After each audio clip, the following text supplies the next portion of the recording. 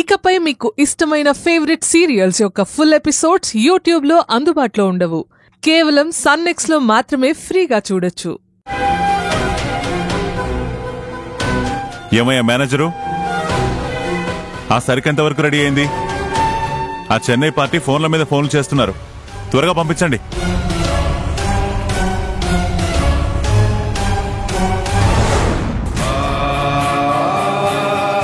అసలు నా కొడుకు జీవితంలోంచి వెళ్ళిపో.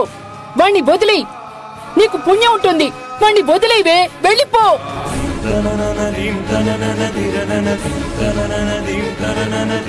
నేనిది నీ మీద కోపంతో చెప్పట్లేదు. మనసులు కలవనప్పుడు మనుషులు కలవకూడదు. అలా కలిస్తే అది భార్యాభర్తలు కలిసినట్టు కాదు.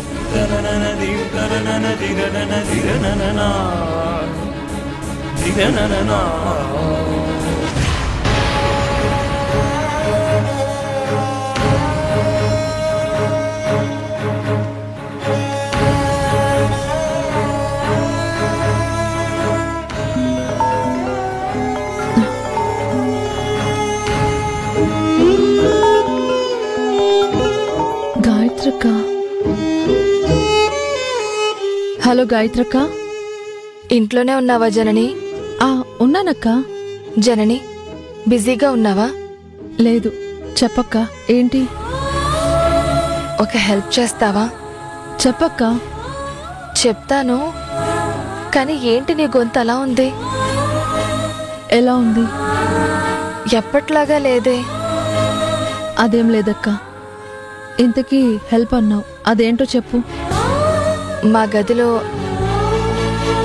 సారీ, ఇంతకు ముందు మేమున్న గది అల్మారాలో నా చదువుకి సంబంధించిన సర్టిఫికెట్ ఉంది. కాస్త తెచ్చిస్తావా? అలాగే అక్క. అవును, నువ్వు ఇంటి దగ్గరే ఉంటావు కదా? మీ ఇంటి ముందే ఉన్నాను జనని. ఇంటి ముందున్నావా?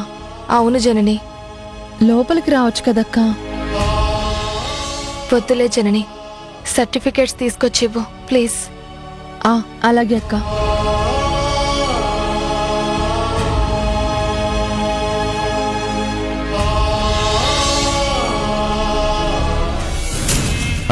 అవునవును, ఆ బ్యాంకులో డబ్బు ఎలాగైనా కట్టాలి కాబట్టి నువ్వు కాస్త సహాయం చేస్తే మళ్ళీ ఇచ్చేస్తాను.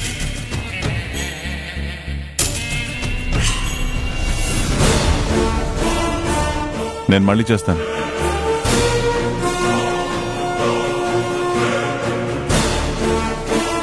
ఈ గాయత్రి ఎందుకు ఇంటి ముందు అటు ఇటు తిరుగుతుంది?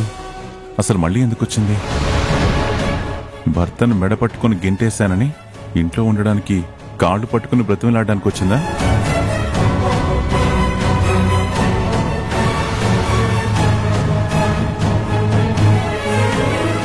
అక్క, ఇదిగో అక్క నీ ఫైలు.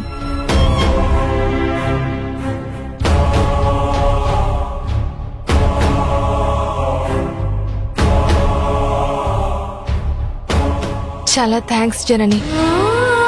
దేనికి కూడా థ్యాంక్స్ చెప్తారా? అయినా ఇక్కడే ఉన్నావేంటి? లోపలికి పదక్క.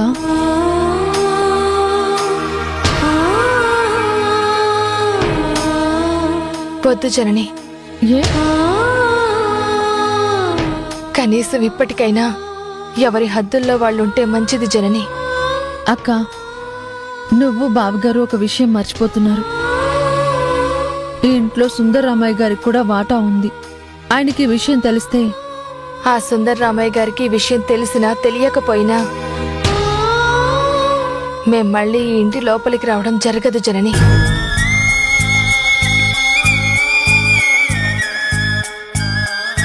కప్ప బావిలో ఉంటూ ఇదే నా ప్రపంచం అనుకున్నట్టు నా భర్త ఇదే తన జీవితం, ఇదే తన ప్రపంచం అనుకుంటున్నాడు. ఎందుకు జరిగిందో జరిగింది, బయటకొచ్చేసాం. మొన్న నువ్వు అభి మా ఇంటికి వచ్చినప్పుడు చెప్పిందే చెప్తున్నాను. మమ్మల్ని ఇలాగే ఉండనివ్వండి. కనీసం ఇప్పటికైనా నా భర్తకి జ్ఞానోదయం అయ్యే ఒక దారిలో పడతాడు జనని.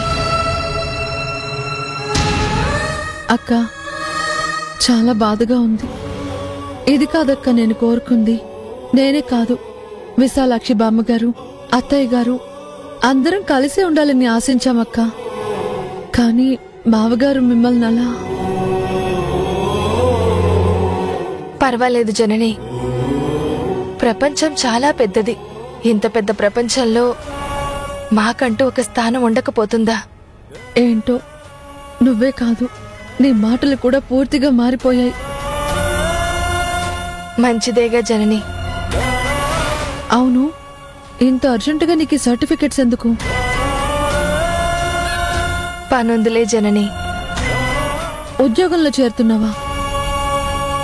తప్పదు కదా జనని. కొత్త ప్రయాణం మొదలు పెట్టాలి కదా. నీకు అంత ఉద్యోగం చేయాలనుంటే మా ఆఫీస్లోనే చేరి అకౌంట్స్ చూసుకోవచ్చు కదా. వద్దు జనని. ఎందుకని? కొంతకాలం అయిన వాళ్ళ సహాయం లేకుండా బ్రతకాలనుకుంటున్నాం. అక్కడ చేరితే మళ్ళీ మా ఆయన అభి జనని ఉన్నారు, నాకేంటి అనుకుంటారు. ఇక మళ్ళీ ఆయనకు అలాంటి ఆలోచన రాకూడదు. స్వతంత్రంగా తనే ఏదైనా సాధించాలి అనే ఆలోచన రావాలి. ఓకే అక్క, నీ సంకల్పం అదే అయితే నేను అడ్డు చెప్పను. కానీ అపూర్వ పాపం అక్క. దానికి ఎలాంటి లోటు రానివ్వను జనని.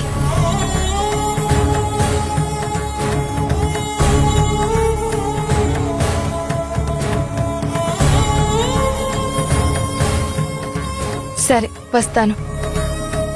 సారీ, వెళ్తున్నాను జనని.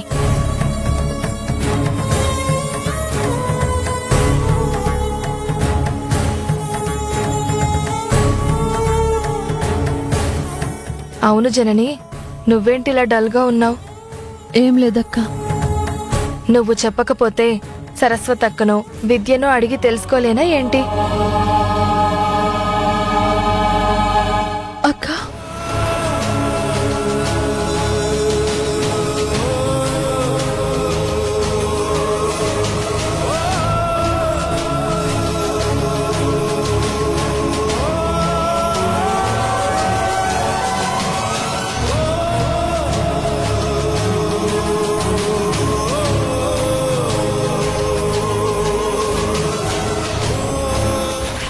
అవును మరి, ఇద్దరు ఒకే తల్లి కడుపున పుట్టిన అక్కా చెల్లెళ్ళు.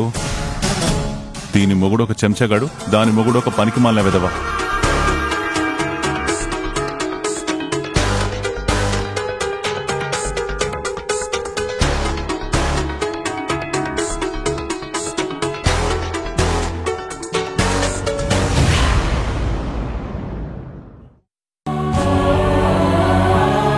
అభి నా మీద చాలా కోపంగా ఉన్నాడు.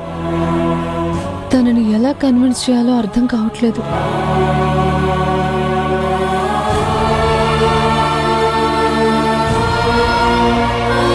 అసలు నేను ఇంతలా ఆలోచిస్తున్నానేంటి? ఏదైతే అదైంది. దీని గురించి అభిని అడిగేస్తే నిజమేంటో బయటపడుతుంది కదా. అమ్మో వద్దులే, అలా అడిగితే మళ్ళీ ఫీల్ అవుతాడు. అభి ఫీల్ అయితే మళ్ళీ నేను తట్టుకోలేను. మరి దీని గురించి ఎలా తెలుస్తుంది? ఎలా కనుక్కోవాలి? ఈ ఫోటోలో ఉంది నక్షత్ర కాబట్టి తనని అడిగి తెలుసుకుంటాను.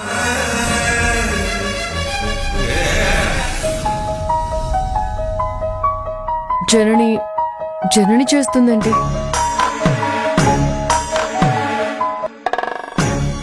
జనని చెప్పు. నక్షత్ర, ఎక్కడున్నావు? ఆఫీస్కి బయలుదేరుతున్నా. అవునా, నేను నీతో కొంచెం అర్జెంటుగా మాట్లాడాలి. చెప్పు. ఫోన్లో కాదు, డైరెక్ట్గా కలిసి మాట్లాడాలి. అంత అర్జెంట్ అంటున్నావు?